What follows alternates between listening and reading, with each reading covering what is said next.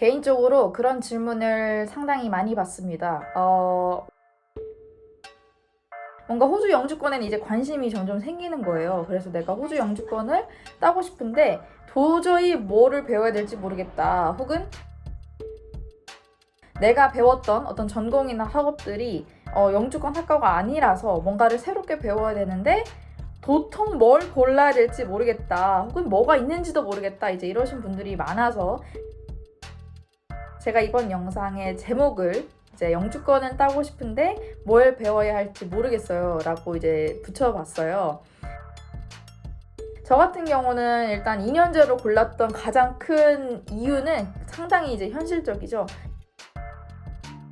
저는 항상 그런 의미에서 어떤 생각을 했었냐면 자동차 정비를 배우는데 예를 들어서 자동차 정비 그 직업군이 부족 직업군 리스트에서 빠진 거야. 예를 들어서 내가 졸업을 했고 학원 졸업 전에 모터 메카닉이 더 이상 필요하지 않은 거예요, 호주에서. 그래서 그게 없어졌어, 하루 아침에. 그랬을 때 내가 과연 후회가 없을까를 늘 고민했어요. 딱 순간부터 영주권 여정이 끝날 때까지 고민을 했어요. 영주권 학과를 두고 고민을 하시는 많은 분들께 조금이나마 도움이 되었으면 좋겠습니다. 저도 물론 했던 고민이고 상당히 많은 시간을 이제 할애를 해서 했던 그 생각들이기 때문에 당시에 제 그 판단 기준 혹은 선택 기준을 이제 말씀을 드리면 좋을 것 같습니다. 일단 영주권이 마음에 한번 들어온 순간부터는 많은 서치를 이제 하시게 될 거예요. 근데 그 중에 가장 먼저 하셔야 될 거는 영주권 학과에는 뭐가 있는지를 보셔야 돼요. 어떤 분이 이제 질문을 하시더라고요. 영주권 학과라는 게 딱히 정해져 있나요? 라고 하셨는데 네, 정해져 있습니다. 아무거나 내가 배워서 그걸 가지고 영주권을 도전할 수 있는 게 아니에요. 호주 정부에서 우리가 흔히 이제 부족 직업군이라고 부르죠. 말 그대로 일손이 부족한 직업군이에요. 로컬들로 채워지지 않거나 혹은 이제 이민자를 받아서 그 직업을 사람들을 충원을 했는데 여전히 사람 숫자가 부족해서 우리는 이 직업에 사람들이 더 필요하다라고 해서 정해놓은 그 직업군 리스트고 매년 바뀝니다. 상시로 바뀌어요. 그 바뀌는 기준은 이제 호주 정부에서 서치를 하거나 어떻게 평가를 해서 통계를 냈는데 수요에 비해서 말 그대로 공급이 부족한 거예요. 그래서 그런 직업군들 혹은 이제 러컬들이 기피하는 직업군들로 꾸려져 있는데 가장 쉽게 확인하실 수 있는 방법은 이민성 사이트에 직접 방문을 하시는 겁니다. 그래서 Skill Occupation List를 검색을 하셔서 일단은 2년제와 4년제로 나뉘게 돼요, 이게. 당시 제가 배웠던 자동차 정비 같은 경우는 물론 2년제고요. 보통의 현장직 그리고 뭔가 블루칼라 우리가 흔히 생각했을 때 그런 그 직업군들 혹은 그 전공들이 2년제 이제 학업에 속해 있습니다. 4년제 같은 경우에는 이제 또 나뉘겠죠. 학사가 있을 거고 또 석사가 있을 거고 또 박사가 또 학위가 있을 텐데 보통은 이제 보건의료 계열이 조금 많이 속해 있다고 생각하시면 되고 또 한국 분들이 선택하시는 회계나 IT 같은 그 컴퓨터 공학 관련된 또 엔지니어링 이런 쪽이 학부로 4년제로 또 속해져 있습니다. 4년제를 일단 하시려면 석사나 학사 같은 거는 당연히 가지고 계신 학사가 관련 학위여야 된다는 건 이제 당연할 거고, 물론 간호 같은 거, 파운데이션 코스를 걸쳐서 학사 학위가 없어도 바로 석사나 이런 거를 도전하실 수 있는 것들도 있긴 한데, 그건 이제 따로, 또 학교에 연락을 해서 알아보시거나, 그렇게 상담을 또 받아보셔야 될 거예요. 저 같은 경우는 일단 2년제로 골랐던 가장 큰 이유는 상당히 이제 현실적이죠. 공부를 내가 하고 싶다고 무조건 다 배울 수 있는 건 아니잖아요. 일단 가장 먼저 필요한 게 돈입니다. 학비를 기준으로 봤을 때 저는 4년제를 제 스스로 학비를 벌어서 다닐 자신이 없었어요. 그리고 이미 학교를 한국에서 졸업을 하고 넘어간 상태였기 때문에 또 다시 부모님한테 손을 벌려서까지 배우고 싶은 학업은 사실 없었어요. 그래서 저는 이제 2년제로 함축이 됐고 그러다 보니 뭐가 많더라고요. 요리도 있고 카펜터리도 있고 뭐 캐비넷 메이커도 있고 뭐 또 뭐가 있었지? 뭐 타일도 있고 뭐가 많아요. 타일, 배관 뭐 우리가 이제 흔히 생각하는 그런 현장직들이 많았는데 일단 그렇게 추려놓고 그중에 내가 과연 뭘 배울까를 선택을 했어요. 근데 그 당시에 제 기준은 내가 뭐를 좋아할까라기보다는 그 학업을 함에 있어서 실습을 과연 할 수 있을까가 사실 두 번째 제 기준이었거든요. 그래서 학업을 하되 실습을 하지 못하면 구직을 못한다는 소리고, 구직을 못하면 뭐 졸업 이후의 삶이 그려지지가 않더라고요. 그래서 저는 어떻게 했냐면 씩닷컴이나 인디드 일단 들어가요. 호주 구인 그 공고 사이트에 들어가서 다 검색을 해봤어요. 예를 들어서 자동차 정비 같으면 모터 메카닉, 저 같은 경우는 이제 직업군이 모터 메카닉 제너럴이었기 때문에 또 디젤 메카닉이 따로 있으니까요. 그래서 모터 메카닉, 뭐 페런티스십을 쳐요. 아니면 뭔가 실습이니까 플레이스먼트를 쳐요. 그러면 이제 그 직업군이 얼마나 많이 구인 공고가 올라와 있는지를 확인하실 수가 있을 거예요. 그런 식으로 해서 타일러도 쳐보고 카펜터리도 쳐보고 그 다음에 또 뭐 빌더도 쳐보고 플럼버도 쳐보고 뭐 셰프도 쳐보고 다 쳐봤어요. 그랬는데 그 중에서 저는 조금 메카닉은 정비소는 그 집 주변에 어디나 있기 때문에 가장 지역과 어떤 그 내가 속해 있는 장소에 구애받지 않는다는 것을 이제 판단을 했고, 그래서 모터 메카닉을 선택을 했어요.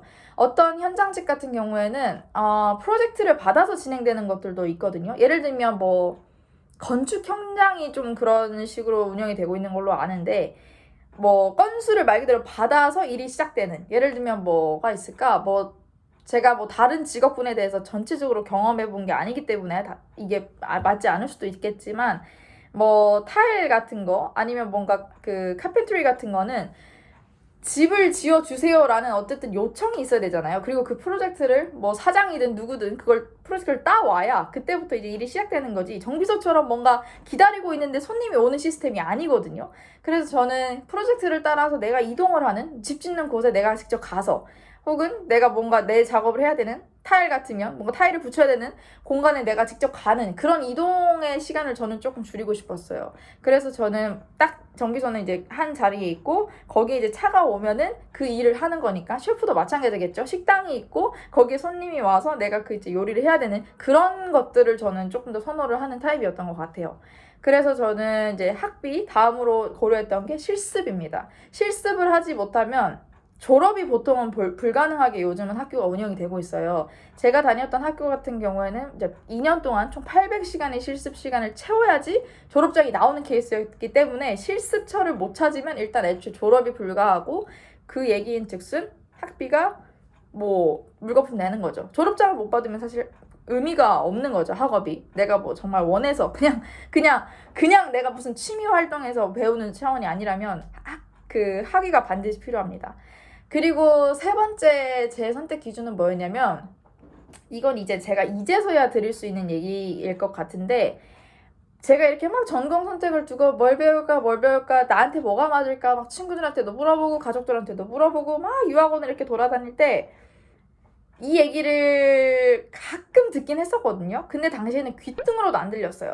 그 얘기가 뭐였냐면, 뭘 배우든 좋은데 영주권 이후의 삶에 대해서도 고민을 해봐야 된다 였거든요. 네가 만약에 영주권을 받았어, 이 길로 해가지고 잘해서. 근데 네가 과연 영주권자가 됐을 때도 이 업계에 혹은 이 직업으로 네가 과연 밥벌이를 하고 살아갈 것 같아? 이걸 한 번쯤은 꼭 고민을 해봐야 된다고 모든 영주권자들이 이제 이런 얘기를 했어요. 그 이미 여정을 거쳐온 분들이. 근데 진짜 당시에는 안 들렸어요. 그 얘기는 진짜 뭐 이렇게 말해도 될지 모르겠지만 영주권을 따고 나서 할 수 있는 배부른 소리라고 생각했거든요.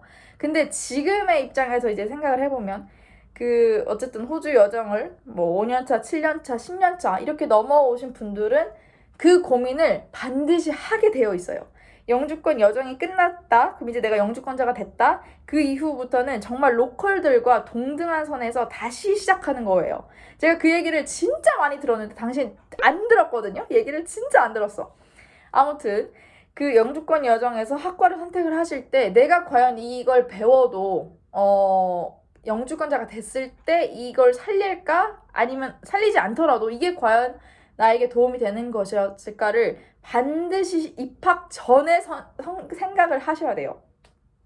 그게 영주권 여정이 제가 지난 영상에도 한번 올렸던 것 같긴 한데, 입학을 시작으로 쳤을 때 최소 5년입니다. 최소예요. 정말 단기간으로 잡았을 때. 그 5년은 이제 어떻게 구성이 되냐면, 보통 그 현장직을 선택을 했다라고 하시면 이제 2년의 학업이 있겠죠? 그럼 2년 동안 이제 학교를 다니시고, 그 이후에 졸업을 한 다음에 이제 풀타임으로 고용이 됐다는 가정 하에 또 기술심사라는 걸 진행을 하게 돼요. 기술심사는 통상적으로 우리가 이론적으로는 1년이라고는 하지만 1년이 더 걸립니다. 보통은 1년 반 정도가 걸려요. 그럼 벌써 입학부터 3년 반의 시간이 흘렀죠. 그 이후에 법이 또 계속 바뀝니다. 법이 바뀌면서 내가 고용주 후원을 들어가게 된다라고 치면은 그게 벌써 5년, 6년, 7년 이렇게 계속 늘어나는 거거든요. 그래서 그 여정을 버티고 해서 만약에 잘 됐어. 내가 7년 차에 영주권이 나왔어. 그런 다음에 또 그 고민을 하게 된다는 거죠. 내가 과연 어떤 직업을 가지고 호주에서 밥벌이를 하고 살아갈까가 결국은 영주권 여정을 시작하기 전에 했던 고민과 다시 돌아가는 거예요.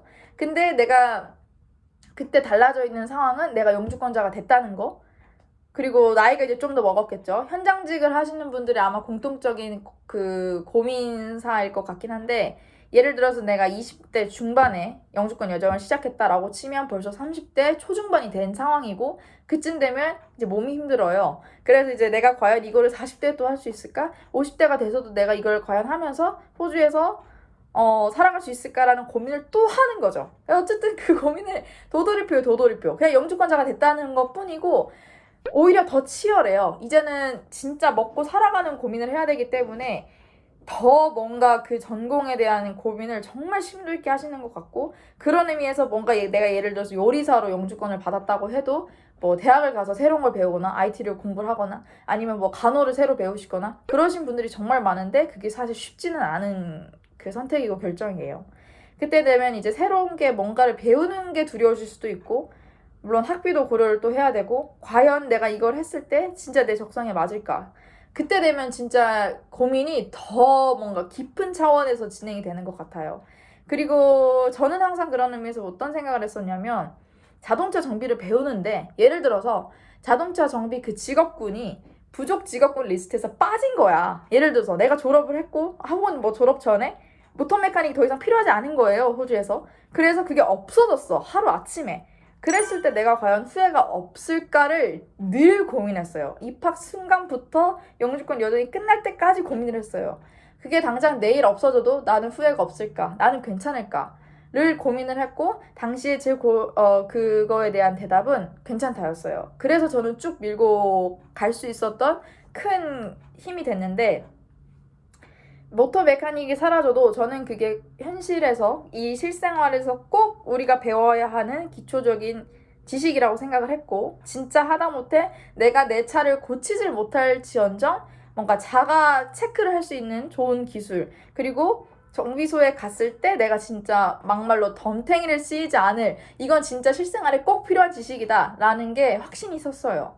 그리고 이건 공부를 하고 실습을 하고 이제 일을 하면서 깨닫게 된 거는, 할수록 저는 일단 재밌었고요. 차라는 그 새로운 세계를 배울 수 있어서 좋았고, 더 나아가서 보통 여자분들이 없을 거예요. 이 영주권 학과 특히 2년제는 현장직이고 대부분이 남초일 겁니다. 요리를 제외한 대부분이 남성의 비율이 굉장히 높을 거예요. 자동차 정비처럼.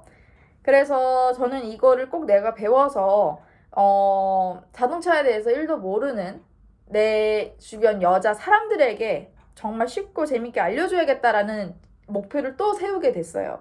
그래서 영주권 학과를 선택하고 학업을 하고 공부를 하고 실습을 하실 때도 이게 과연 영주권이라는 그 큰 목표 말고 또 가질 수 있는 세부 목표는 뭐가 있을까? 플랜 B와 C 이런 게 상당히 저는 중요하다고 생각을 해요.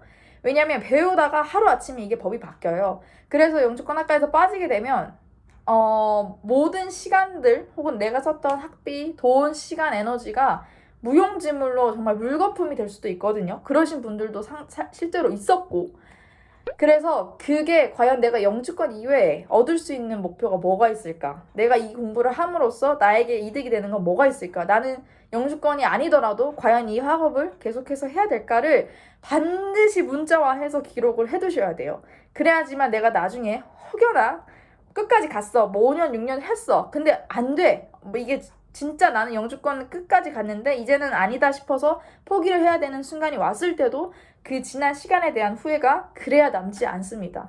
물론 모두가 잘 돼서 그 영주권을 마지막에 달콤한 선물처럼 취득을 할 수 있으면 좋겠지만 실제로는 그렇게 되지 않을 수도 있어요. 그래서 항상 낙관적으로 생각을 하시되 그 현실을 놓고 가장 안 좋은 케이스는 어떻게 됐을까? 그래서 항상 최악의 경우를 대비를 하시고 낙관적으로 생각을 하시면서 상당히 현실적으로 접근을 하셔야 됩니다. 그래서 영주권 학과를 선택을 하실 때 아마 많은 고민이 있을 거예요. 근데 꼭 고민을 해보시고 학과를 일단 선택을 하시고 이걸 배울 수 있는 학교들이 어디에 있는지, 지방에 가야 된다 그러면 이제 내가 가야 되는 지방에 어디에 학교가 있는지도 뭐 생각을 해보시고, 일단은 학과 선정이 저는 일단 가장 우선시 돼야 된다고 생각을 하기 때문에 제가 했던 기준들, 학비, 실습처, 영주권 이후의 내 삶의 모습 혹은 영주권 이후에 내가 얻을 수 있는 것들, 그런 것들을 반드시 생각을 하셔서 좋은 선택을 하실 수 있으면 좋겠어요. 영주권 학과를 두고 고민을 하시는 많은 분들께 조금이나마 도움이 되었으면 좋겠습니다.